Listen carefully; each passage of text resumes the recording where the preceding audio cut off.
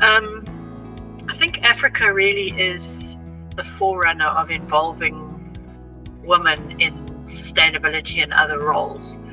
If you look at the South African cabinet, for example, it's always since Nelson Mandela days had a large proportion of women in it.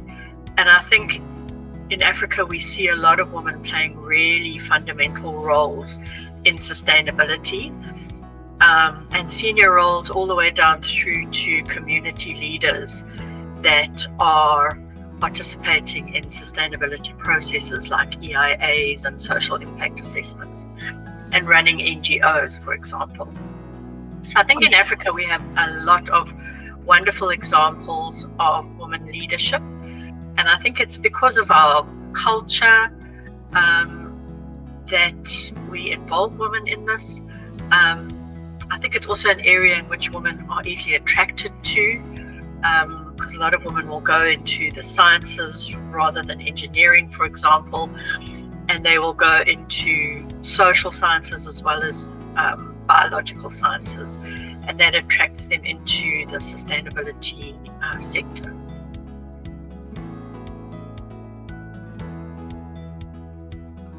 I think women are natural integrators. They say, women are able to multitask, so are a lot of men, but I think women are able to see the connections between things and make those community and ecosystem type perceptions about what's going on around them. So I think women are uniquely positioned to play in all the ESG and sustainability roles. I think socially, oftentimes women play prominent roles within communities, so you will often see them taking the lead there, but we see them in every occupation, and that they can play a role. We unfortunately don't see as many women taking up engineering roles as we would like, but that is also changing, and we're starting to see with universities taking in a larger contingent of women into their courses. We're seeing a lot more professional women engineers coming out into the workplace. So I think that is the one area which has maybe been a little bit lacking, which is changing.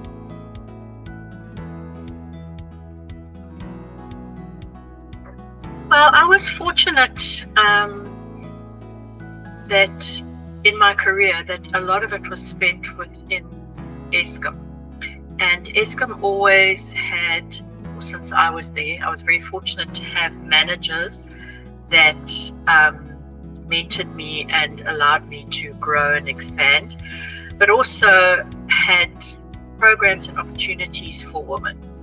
I think being a state-owned entity, it was very high on the agenda to have equity of all its forms, and women were certainly promoted.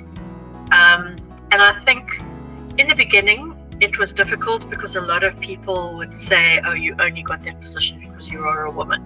So as a leader, you feel like you have to really prove yourself and stand up in this mostly male-dominated world. So I was the first research manager at Eskom to be a woman, and all the rest of my peers, 10 of them in the different portfolios, were all men. But I think I never felt that I was being excluded. I think the culture was there of wanting to help. And I know that many women do go through difficulties with men not wanting to include them, but that certainly hasn't been my experience in anywhere that I've gone. In fact, I felt that it was something that was celebrated and helped. As I said, I had a lot of mentors and managers that really were wonderful to me in allowing my career to grow and to expand into new areas, including in sustainability.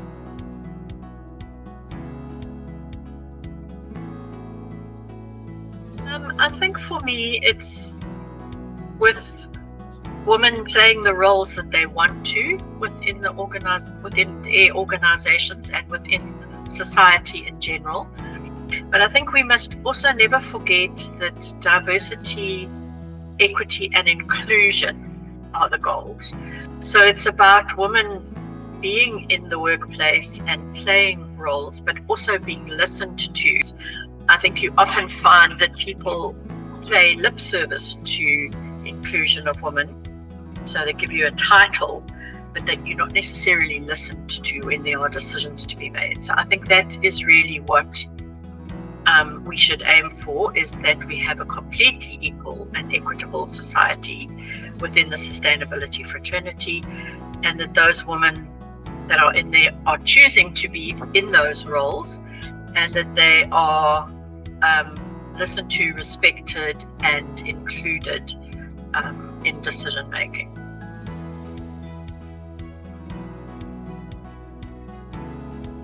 I would really, what my wish for all women was to be confident in what they do, to trust in their own abilities and trust in their own competencies and skills that they have, that they are actually adding value to the profession and to the ecosystem in which we work. And sustainability is an amazing ecosystem, because it's not just about technical people or people that are specialists only in sustainability. It also covers finance people, lawyers, HR people, social practitioners, environmental people. So it provides a wonderful range of professions that women can go into. But they must, in those professions, feel confident in themselves and love what they do, be excited about getting up and going to work every day.